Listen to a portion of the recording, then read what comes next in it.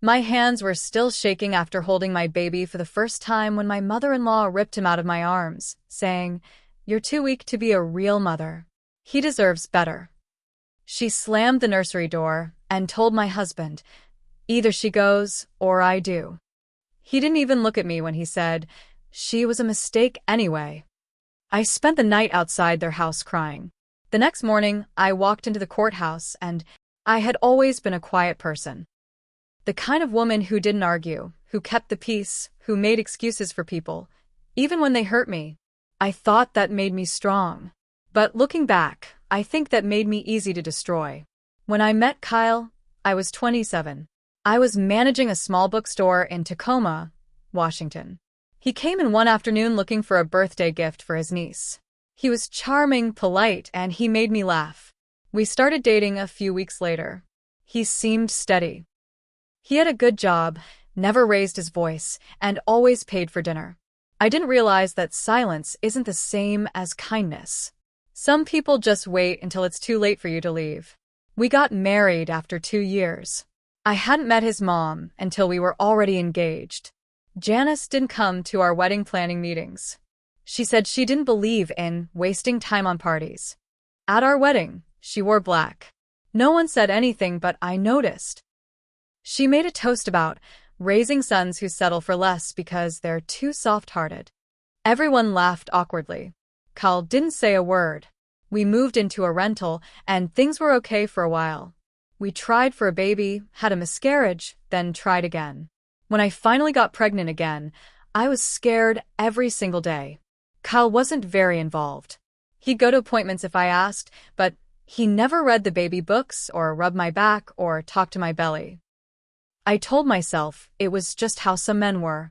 Halfway through the pregnancy, we hit money trouble. Kyle got laid off. We had to break our lease and move in with his parents. Janice was thrilled. She said it was about time he came home. I was 31 weeks pregnant when we moved in. She didn't let me lift anything. Not because she cared about my health, because she didn't trust me to do it right. She'd follow me around, watch me eat, criticize how much water I drank, how I folded baby clothes. She once told me, "If you miscarried again, I wouldn't have been surprised." I told Kyle. He shrugged and said, "She's just old school." When I went into labor, it was rough. I was in pain for hours. Eventually, they rushed me in for an emergency C-section. I remember lying on that table, arms strapped down, body numb, while I heard my baby cry for the first time.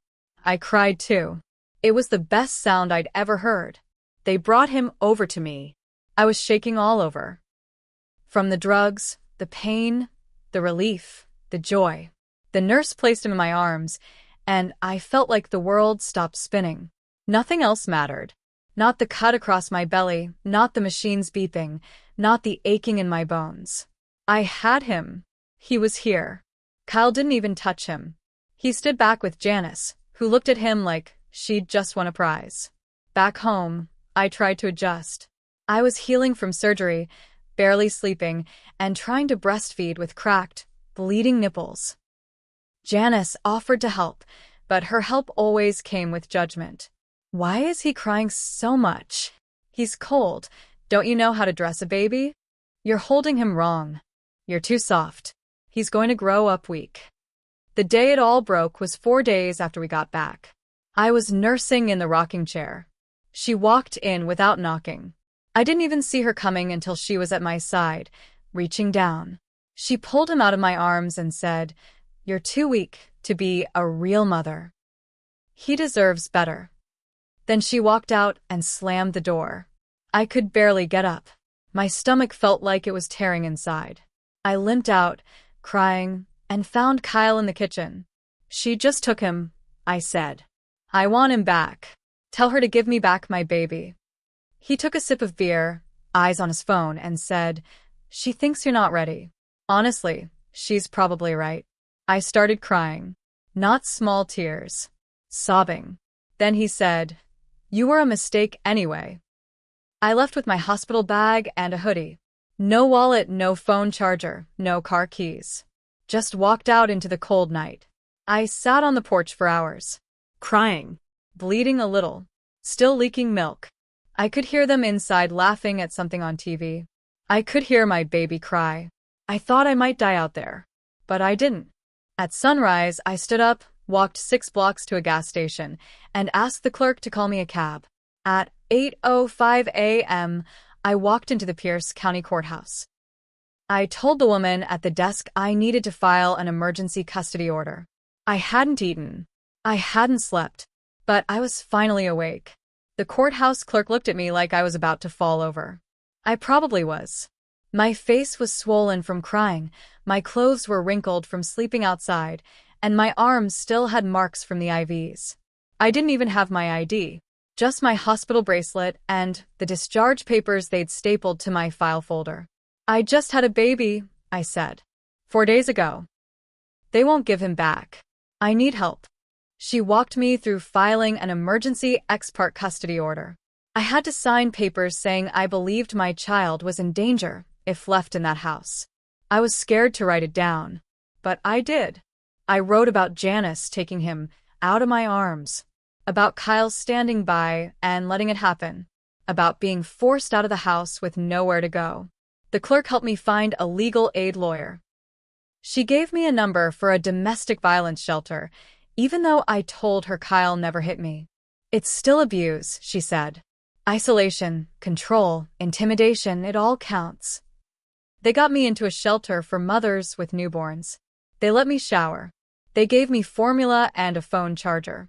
That night, I slept in a twin bed surrounded by quiet crying and distant sirens. But I felt something I hadn't felt in weeks. Safe. The next day, I had a court date. My lawyer stood beside me while I told the judge what happened. I showed her my discharge papers and the photos of my arms from the hospital. I told her I hadn't seen my baby in over 36 hours. Kyle had ignored every text I sent from the borrowed phone. The judge signed the emergency order and gave me temporary full custody. She ordered Kyle to return the baby to me immediately. A sheriff's deputy was assigned to go with me. When we pulled up to Janice's house, she was in the driveway watering her roses like it was any other day. She didn't even blink when she saw the officer. Kyle came out holding the baby awkwardly, like he didn't know what to do with him. He handed him to the deputy without a word. I took my son back with shaking hands. He was wearing a onesie I didn't recognize. Janice said, loud enough for the neighbors to hear, "Hope the poor thing survives with you." I got in the back of the deputy's car and broke down. Over the next few weeks, I stayed in the shelter and met with my lawyer daily. We filed for full custody. Kyle filed a motion for joint custody and claimed I abandoned the home. He lied, said I had postpartum delusions. Janice wrote a statement saying I was dangerously unstable. She told the court I had tried to hurt the baby. She had no proof because it wasn't true, but that didn't stop them. CPS showed up at the shelter.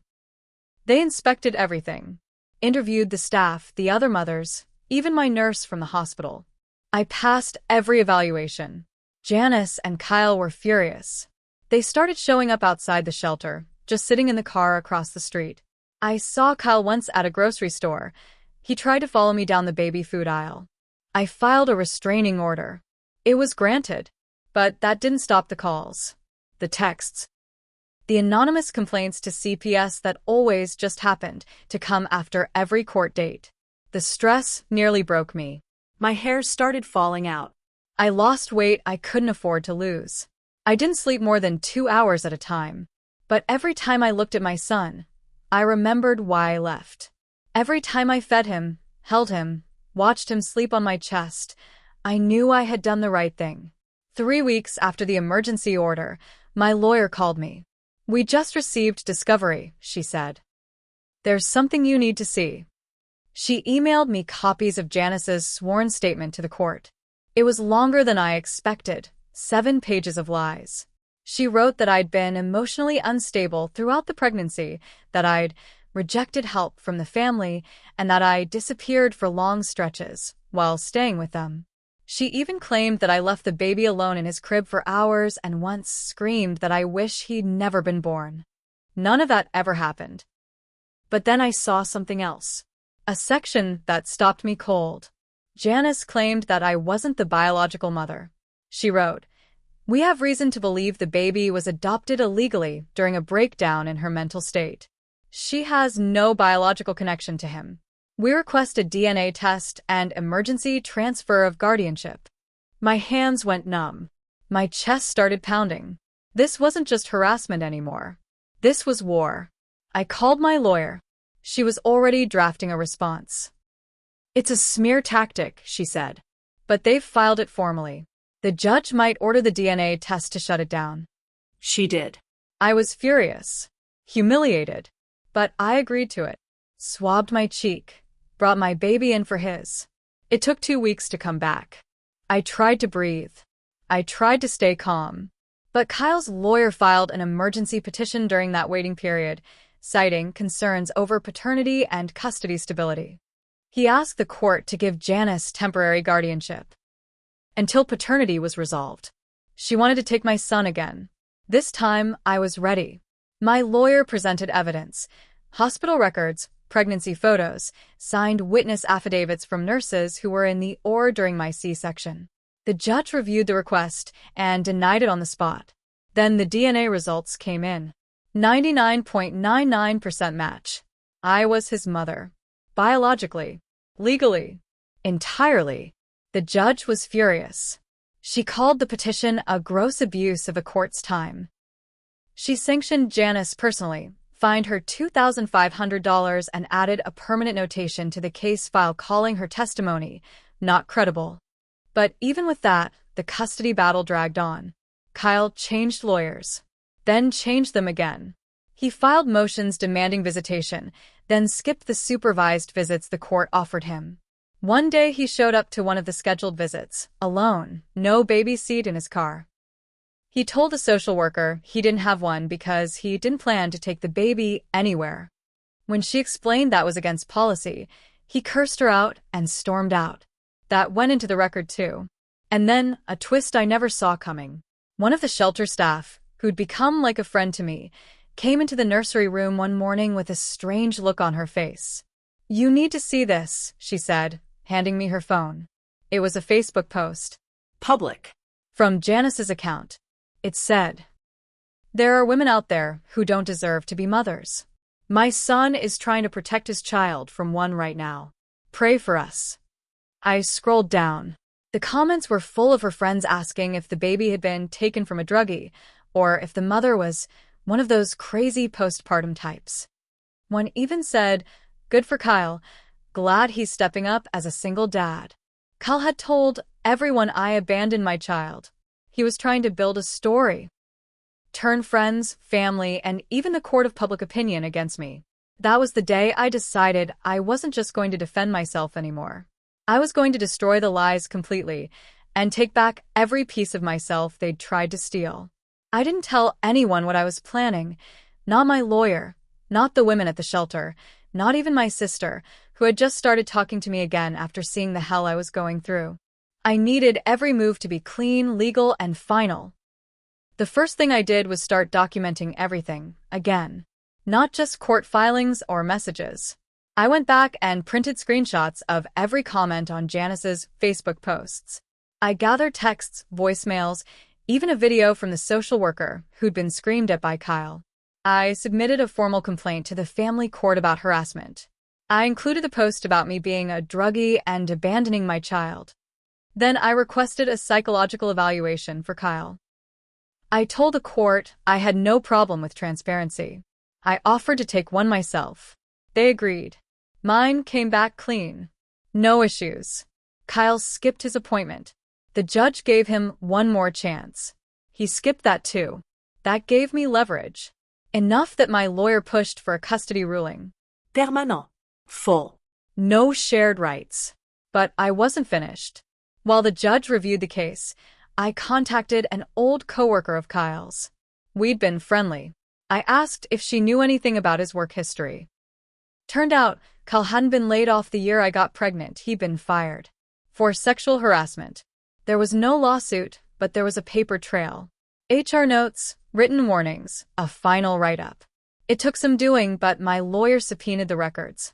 She argued that someone with a documented history of hostility toward women shouldn't be involved in custody of an infant, especially after all the court violations. We submitted everything, right before the final hearing. Janice didn't show up. Kyle came alone. I didn't look at him.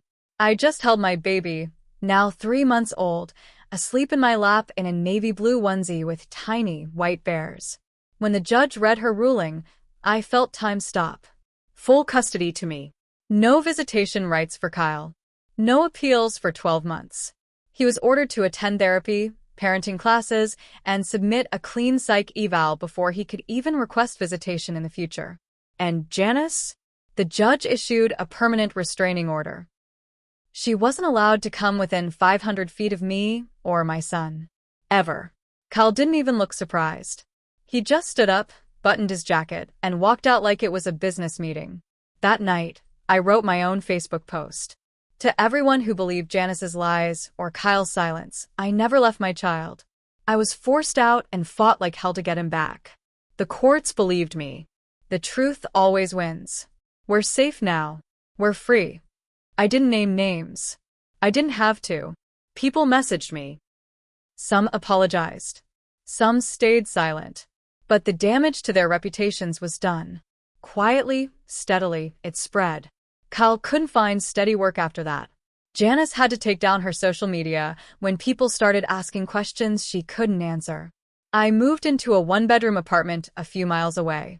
It wasn't big, but it was clean, quiet, and mine. Every night, I rock my baby to sleep in that same chair Janice tried to rip him out of. Every morning, I see him smile. And I know I didn't just survive. I won.